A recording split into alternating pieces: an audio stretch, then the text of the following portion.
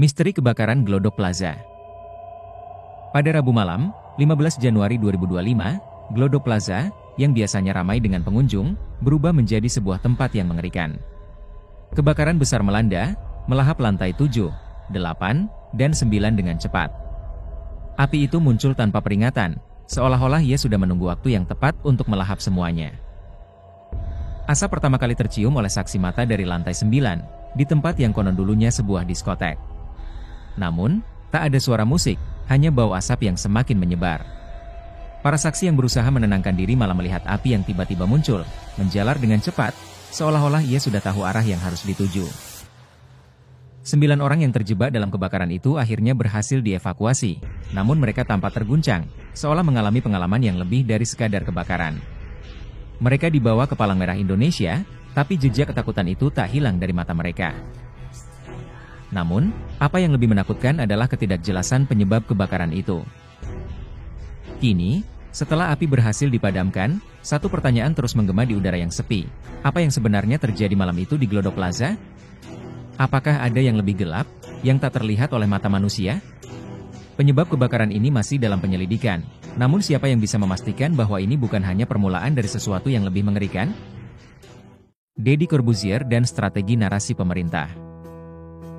Pernah dengar pernyataan Deddy Corbuzier soal siswa yang bilang menu makan bergizi gratis kurang enak?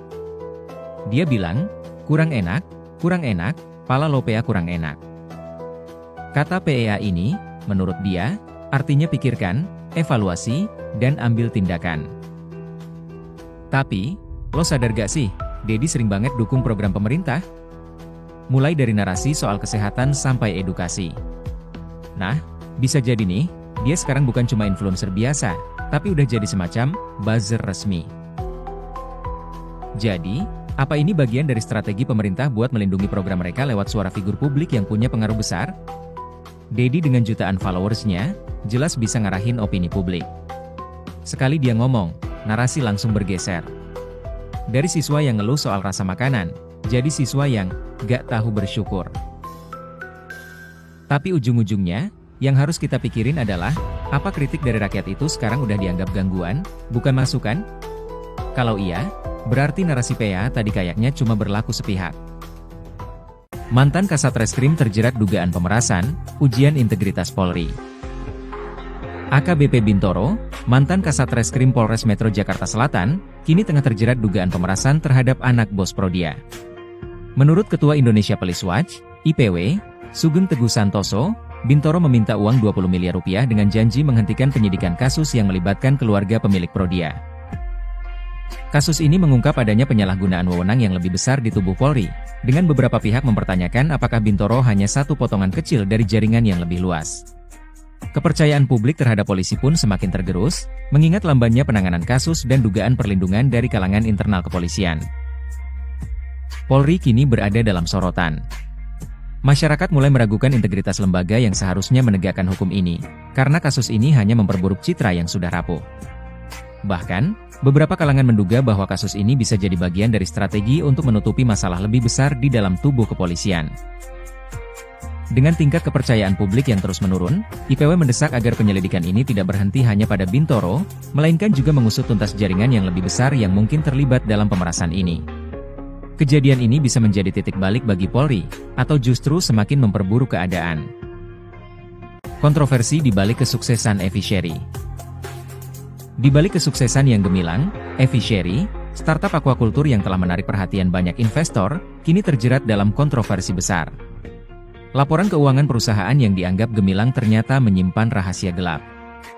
Awalnya, Evi Sherry dipuji karena inovasinya dalam teknologi aquaculture dan pertumbuhannya yang pesat. Namun, sebuah kebocoran laporan mengungkapkan hal yang mencengangkan.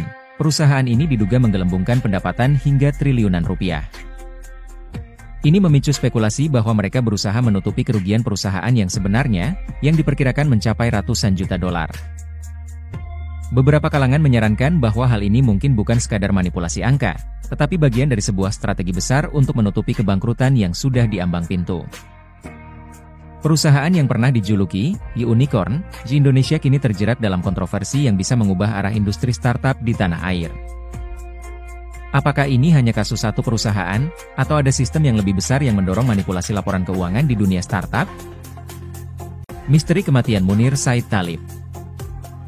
Pada 7 September 2004, Munir Said Thalib, aktivis hak asasi manusia yang dikenal vokal menentang ketidakadilan, ditemukan tewas dalam penerbangan menuju Amsterdam. Kematian yang disebabkan oleh keracunan arsenik ini segera memicu berbagai spekulasi. Banyak yang percaya bahwa kematiannya bukanlah kecelakaan biasa, tetapi bagian dari konspirasi untuk membungkam suaranya.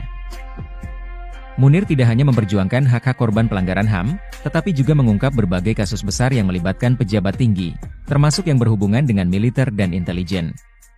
Karena itu, banyak yang menduga ada pihak-pihak berkuasa yang merasa terancam dengan perjuangannya. Meskipun Polikarpus Budihari Priyanto, seorang mantan anggota intelijen, dijatuhi hukuman atas keterlibatannya, banyak yang merasa bahwa aktor utama di balik pembunuhan Munir masih belum terungkap. Kematian Munir bukan hanya kehilangan bagi keluarga dan sahabat, tetapi juga simbol dari betapa sulitnya perjuangan untuk keadilan di negara yang penuh dengan kekuasaan tersembunyi. Hingga kini, banyak yang terus bertanya, siapa yang sebenarnya bertanggung jawab? Apa yang sebenarnya sedang dibakar? Ketika gedung penting terbakar, jawabannya hampir selalu sama, korsleting listrik. Seperti kebakaran di gedung Kejaksaan Agung. Tapi, benarkah hanya itu? Dokumen-dokumen penting, barang bukti kasus besar, semuanya hilang dalam kobaran api. Kebetulan? Atau ada yang diuntungkan? Mengapa investigasi berakhir tanpa jawaban pasti? Apakah ini murni kecelakaan, atau cara halus menghilangkan sesuatu yang tak boleh terungkap? Jika setiap kebakaran besar selalu dijelaskan dengan korsleting, mungkin saatnya kita bertanya, apa yang sebenarnya sedang dibakar? G30S PKI, peristiwa yang mengubah sejarah Indonesia. G30S PKI, sebuah peristiwa yang mengubah sejarah Indonesia. Apa yang sebenarnya terjadi di balik tragedi ini? Apakah kita hanya mengetahui sebagian dari cerita, atau ada kekuatan besar yang sengaja menutup-nutupi kebenaran? Ada yang mengatakan bahwa peristiwa G30S PKI bukan hanya sekadar pemberontakan biasa, tetapi merupakan bagian dari sebuah konspirasi besar untuk mengubah arah politik Indonesia. Beberapa pihak percaya bahwa ini adalah taktik yang digunakan oleh kelompok tertentu untuk memanfaatkan ketegangan politik demi keuntungan pribadi. Teori lain menyebutkan bahwa G30S PKI adalah hasil dari permainan kekuatan global, di mana pihak asing turut campur tangan untuk menjaga agar Indonesia tetap berada di bawah pengaruh blok barat, khususnya Amerika Serikat. Adanya peran negara besar dalam menanggapi peristiwa ini menjadi bahan spekulasi yang tidak bisa diabaikan. Namun, ada juga yang percaya bahwa G30S PKI adalah rekayasa dari pihak militer itu sendiri. Dengan menciptakan musuh yang jelas, militer bisa mendapatkan dukungan rakyat untuk melakukan pembersihan besar-besaran, yang pada akhirnya mengarah pada perubahan besar dalam struktur kekuasaan. Apakah kita benar-benar tahu apa yang terjadi di balik G30S PKI? Atau kita hanya disuguhkan dengan versi sejarah yang telah dipoles untuk tujuan tertentu? Mungkin jawaban sejati akan selalu menjadi misteri yang tersembunyi di balik layar. Kejatuhan Gus Dur, intrik di balik lengsernya Presiden 2001. Dulu, waktu Gus Dur lengser dari jabatannya sebagai presiden di 2001, banyak orang mulai mikir, kenapa sih bisa sampai kayak gitu? Ada yang bilang sih, itu cuma soal politik biasa, tapi banyak juga yang percaya kalau sebenarnya ada permainan di balik layar yang gak kelihatan. Gus Dur tuh kan orang yang berani banget. Dia nggak takut ngambil keputusan yang nggak populer, kayak buka-bukaan soal korupsi, perjuangin hak-hak minoritas, dan yang paling penting, dia mau ngelawan dominasi militer. Nah, ini yang bikin banyak orang nggak suka. Ada yang bilang, orang-orang kaya, politikus, dan militer yang punya kekuasaan besar mulai ngerasa terancam sama kebijakan Gus Dur. Mereka nggak mau kalau Indonesia jadi lebih demokratis dan bebas kayak yang Gus Dur impikan. Di sisi lain, ada yang nyangka kalau Gus Dur itu terlalu terbuka sama isu internasional dan domestik, yang malah bikin hubungan Indonesia sama negara-negara besar jadi nggak nyaman. Dianggap kayak orang yang nggak bisa dikontrol. Jadi, kalau dilihat-lihat, Gus Dur tuh kayak jadi penghalang buat mereka yang pengen stabilitas dengan cara yang lebih konservatif. Di akhirnya, meskipun banyak teori konspirasi yang beredar, yang jelas, kejatuhan Gus Dur tuh kayak hasil dari permainan politik yang licin, banyak intrik yang orang biasa nggak tahu. Dan ya, dia harus bayar dengan lengsernya dia dari kursi presiden. Jaringan gelap di balik industri kelapa sawit Indonesia. Lo pernah denger gak sih, kalau industri kelapa sawit di Indonesia itu nggak sekadar bisnis doang? Katanya, ada jaringan gelap yang bikin segelintir orang makin tajir, sementara rakyat biasa cuma bisa gigit jari. Gini ceritanya. Dulu, sawit itu bukan komoditas utama di Indonesia. Tapi entah kenapa, tiba-tiba pemerintah mulai buka lahan gede-gedean buat perkebunan sawit. Hutan-hutan yang dulunya rimbun, penuh sama satwa langka, tiba-tiba jadi lautan pohon sawit. Alasannya? Demi ekonomi, katanya. Tapi kalau dilihat lebih dalam, ini bukan cuma soal ekonomi, ini soal siapa yang dapat bagian paling besar dari kue ini. Konon, ada segelintir pengusaha yang punya akses spesial ke pejabat-pejabat penting. Mereka dapat izin lahan dengan harga murah, bahkan ada yang ngambil tanah adat tanpa persetujuan warga lokal. Kalau ada yang protes, bisa tiba-tiba hilang atau kena kasus yang dicari-cari. Ngeri kan? Yang lebih gila lagi, ada teori yang bilang kalau kebakaran hutan yang sering terjadi itu bukan kecelakaan. Katanya, beberapa pengusaha sawit sengaja bakar hutan biar tanahnya bisa dikuasai tanpa ribet. Soalnya kalau lahan udah rusak gara-gara kebakaran, bisa diklaim sebagai tanah terlantar, dan gampang buat diambil alih. Nah, abis itu, muncullah perkebunan sawit baru di atasnya. Dan lo tahu nggak?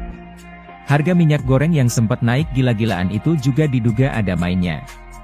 Stok ada, produksi jalan terus, tapi harga tetap melambung. Kenapa? Karena ada permainan di balik layar. Segelintir orang yang ngontrol pasokan bisa atur harga sesuka hati. Yang kaya makin kaya, yang susah makin sengsara. Jadi, kalau lo lihat hamparan sawit yang luas itu, jangan cuma mikir soal ekonomi doang. Di balik hijaunya perkebunan, ada permainan kotor yang bikin segelintir orang berkuasa dan banyak orang lain terinjak.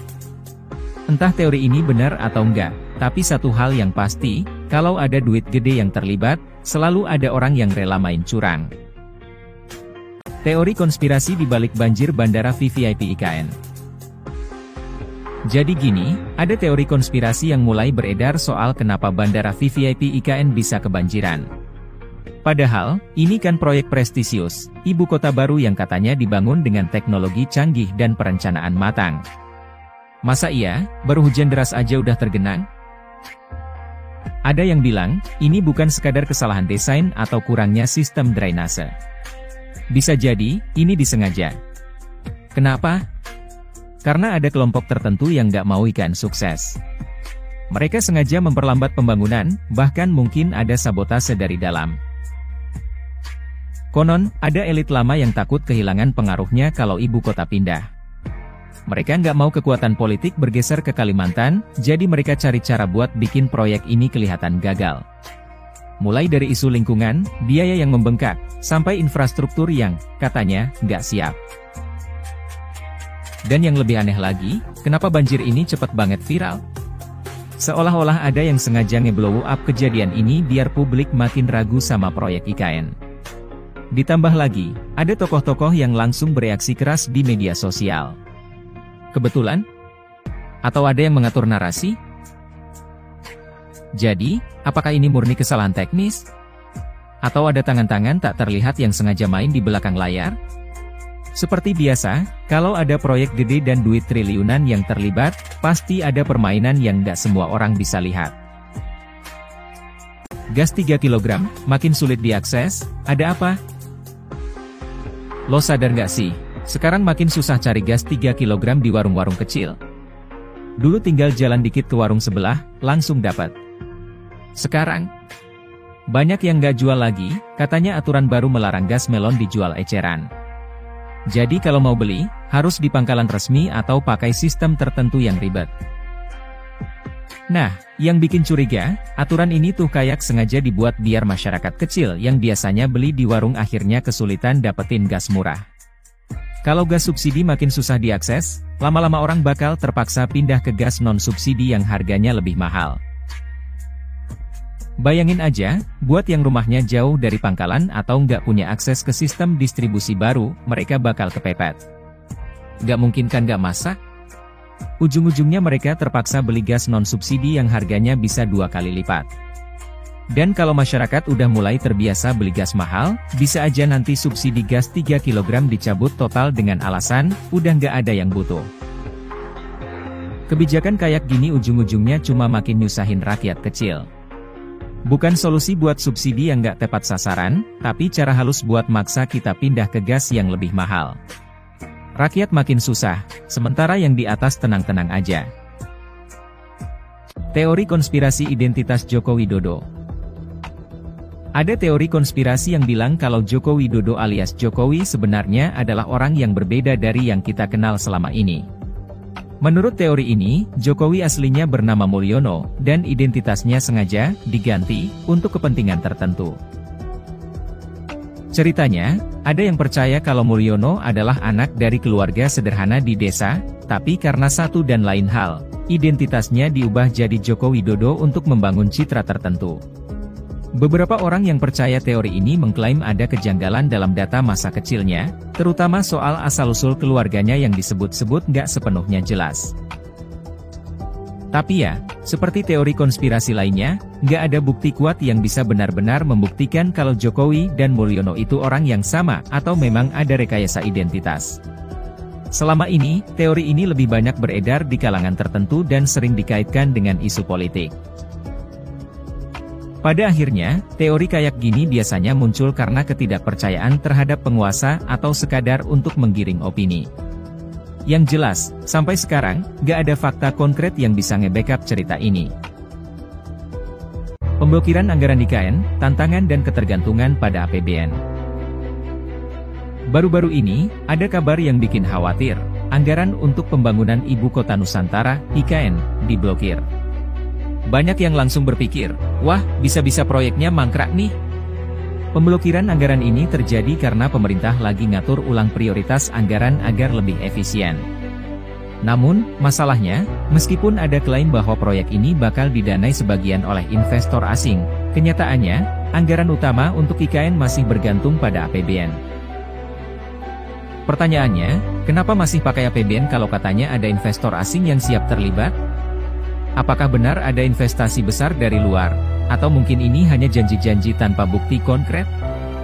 Beberapa orang mulai bertanya-tanya, apakah kebijakan pembangunan di IKN ini terlalu dipaksakan oleh pemerintah, tanpa mempertimbangkan banyak faktor yang lebih realistis, seperti anggaran yang terbatas dan krisis global yang mungkin mempengaruhi investasi asing. Meskipun Presiden Jokowi dan pejabat lainnya bilang kalau pembangunan IKN akan tetap lanjut, kenyataan tentang pemblokiran anggaran ini menambah keraguan. Kalau anggaran terus tertahan dan investor asing tak kunjung datang, bisa jadi proyek besar ini terhambat, bahkan berisiko mangkrak. Jadi, kita tunggu aja gimana ke depannya.